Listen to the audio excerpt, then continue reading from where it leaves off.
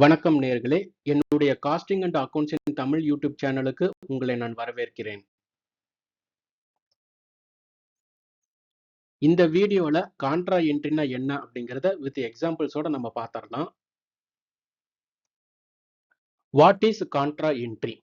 Contra entry அப்படிங்கிறது என்னன்னா, உங்களுடைய பேங்க் அக்கவுண்ட்டுக்கும் உங்களுடைய கேஷ் அக்கவுண்ட்டுக்கும் நடுவுல நடக்கக்கூடிய ட்ரான்ஸ்ஃபர் ஆஃப் ஃபண்ட் டிரான்சாக்ஷன்ஸ் இருக்கு இல்லைங்களா, அதுதான் வந்துட்டு கான்ட்ரா என்ட்ரி அப்படின்னு நம்ம சொல்றோம். Definition: a contra entry is an entry that involves a transfer of funds between the cash account and the bank account of the same business.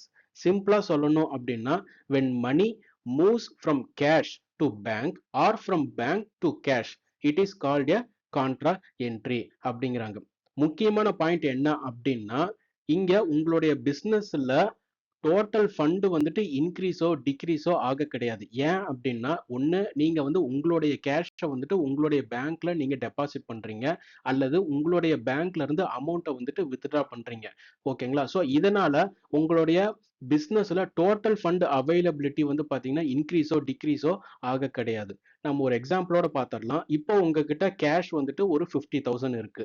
அதே உங்களுடைய bank balance வந்து பாத்தீங்கன்னா ஒரு 1 lakh இருக்கு. ரைட்டுங்களா? ஸோ டோட்டல் ஃபண்ட் அவைலபிலிட்டி எவ்வளோ அப்படின்னு பார்த்தீங்கன்னா 1.5 lakh. ஓகேங்களா?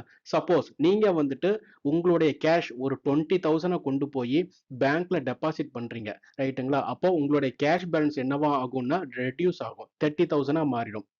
அதுவே பேங்க் பேலன்ஸ் வந்து பாத்தீங்கன்னா 1,20,000 மாறிடும். ஓகேங்களா? பட் இதனால உங்களுடைய டோட்டல் ஃபண்ட் அவைலபிலிட்டி ஏதாவது மாறுதா அப்படின்னு கேட்டீங்கன்னா கண்டிப்பா கிடையாது. இப்பவும் அதே டோட்டல் ஃபண்ட் அவைலபிலிட்டி 1.5 lakhs தான்.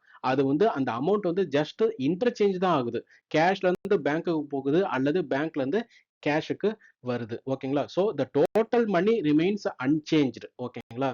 Only the place where money is held changes. இப்போ அந்த எக்ஸாம்பிள் நம்ம வந்துட்டு ஒரு ஜெர்னல் என்ட்ரியோட நம்ம வந்து பார்த்துருவோம். ஓப்பனிங் பேலன்ஸ் ஆஃப் கேஷ் வந்து பார்த்தீங்கன்னா ஒரு 13,000 இருக்கு. அதே வந்துட்டு ஓப்பனிங் பேலன்ஸ் ஆஃப் பேங்க் வந்து பார்த்தீங்கன்னா 7,000 இருக்கு. சரிங்களா? 1st ஜனவரியில இவங்க கேஷ் ஒரு 10,000 வந்துட்டு பேங்க்ல வந்துட்டு டெபாசிட் பண்ணியிருக்காங்க.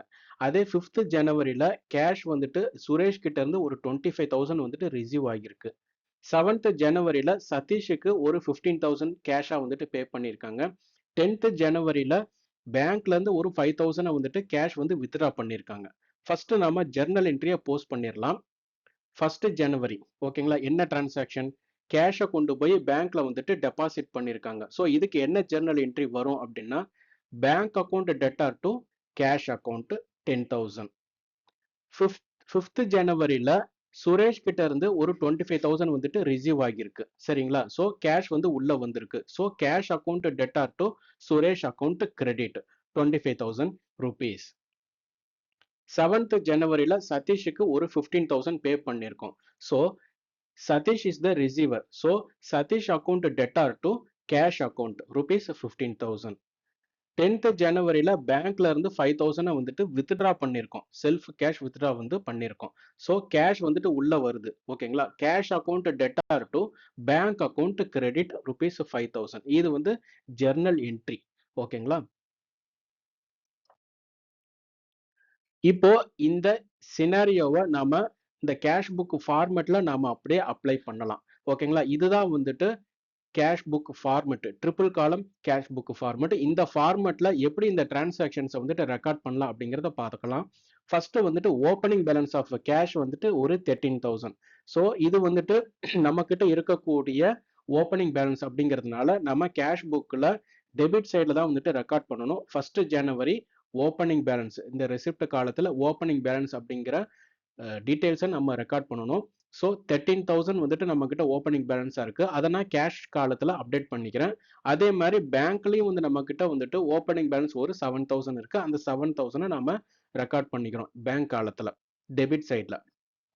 இப்போ 1st ஜனவரியில பேங்க்ல கொண்டு போய் நம்ம ஒரு 10,000 கேஷ் டெபாசிட் பண்றோம். ஓகேங்களா? ஸோ இப்போ நமக்கு கேஷ் வந்துட்டு அவுட்ஃப்ளோ ஆகுது.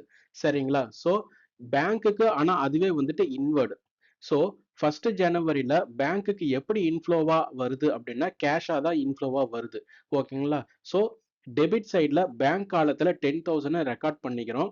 இந்த லெட்ஜர் ஃபோலியோ காலத்துல சி அப்படின்னு நம்ம மார்க் பண்ணிக்கிறோம்.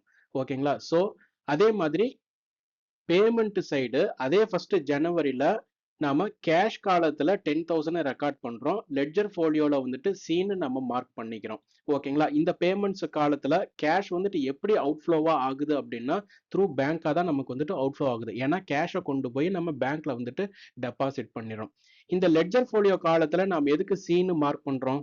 ஏன்னா இது வந்துட்டு கான்ட்ரா என்ட்ரி. ஓகேங்களா? இது வந்து டிரான்சாக்ஷன் வந்துட்டு ஜஸ்ட் அன் இன்டர்சேஞ்ச் தான். அதாவது உங்ககிட்ட இருக்க கேஷ் வந்துட்டு பேங்க் அக்கௌண்ட்டுக்கு மாறுது. ஜஸ்ட் இன்டர்சேஞ்ச் தான் ஆகுது. ஓகேங்களா? இதனால உங்களுடைய பிசினஸ்ல ஃபண்ட் அவைலபிலிட்டி மாற போறது கிடையாது. கேஷா இருக்கிறது பேங்க் அக்கௌண்ட்டுக்கு டிரான்ஸ்ஃபர் ஆகுது. That's it.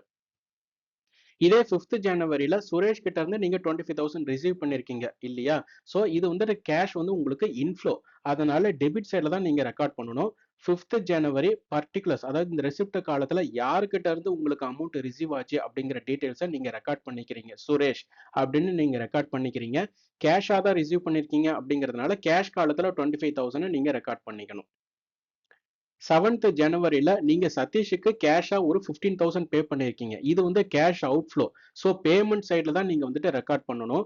ரைட்டுங்களா? ஸோ 7th ஜனவரி யாருக்கு பே பண்ணியிருக்கீங்க? சதீஷுக்கு தான் நீங்க பே பண்ணியிருக்கீங்க.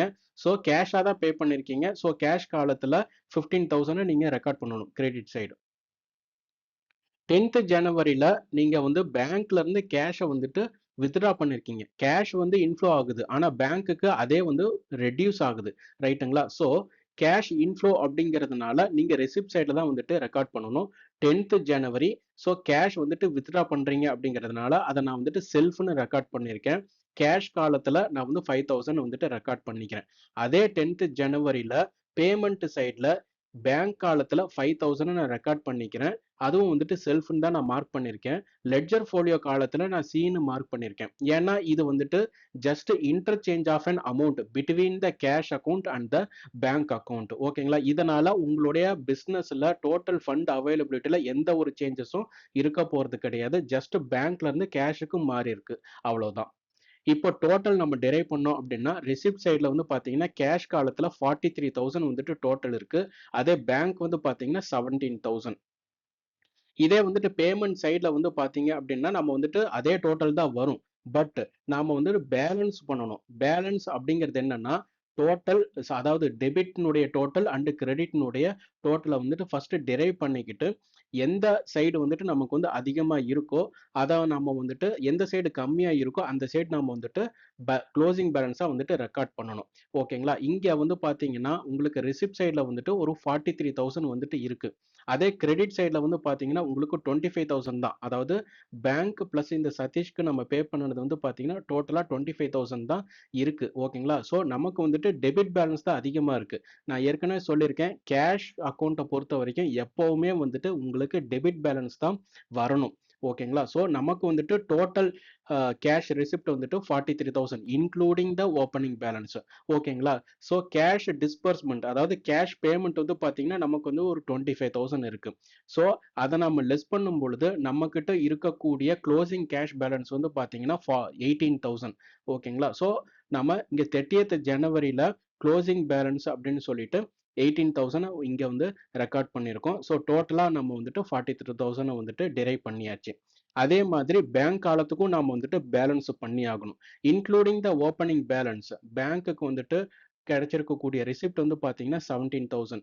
ஓகேங்களா? அதே பேங்க்ல இருந்துட்டு நாம டிஸ்பர்ஸ் பண்ண அமௌண்ட் வந்துட்டு 5,000 தான். ஓகேங்களா? ஸோ இங்கேயும் வந்துட்டு பேங்க்குக்கு வந்துட்டு டெபிட் பேலன்ஸ் தான் வந்திருக்கு.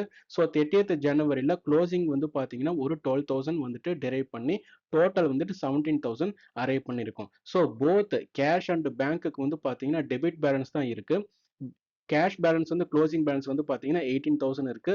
அதே பேங்க்குக்கு வந்து பார்த்தீங்கன்னா க்ளோசிங் பேலன்ஸ் வந்துட்டு 12,000. ரெண்டுமே வந்துட்டு டெபிட் பேலன்ஸ் தான். ஸோ இந்த வீடியோவில் கான்ட்ரா என்ட்ரி பற்றி நம்ம வந்து ஒரு டீட்டெயில்டாகவே வித் எக்ஸாம்பிள்ஸோட நம்ம பார்த்தோம். உங்களுக்கு வந்து ஒரு கிளியர் அண்டர்ஸ்டாண்டிங் கிடைச்சிருக்கும்னு நான் நம்புகிறேன். நீங்கள் இன்னும் என் யூடியூப் சேனலை வந்துட்டு சப்ஸ்கிரைப் பண்ணலன்னா சப்ஸ்கிரைப் பண்ணுங்கள். உங்கள் ஃப்ரெண்ட்ஸ் அண்ட் கலீக்ஸுக்கு இந்த யூடியூப் சேனலோட லிங்க்கை வந்துட்டு ஷேர் பண்ணி சப்போர்ட் பண்ணுங்கள். தேங்க்யூ.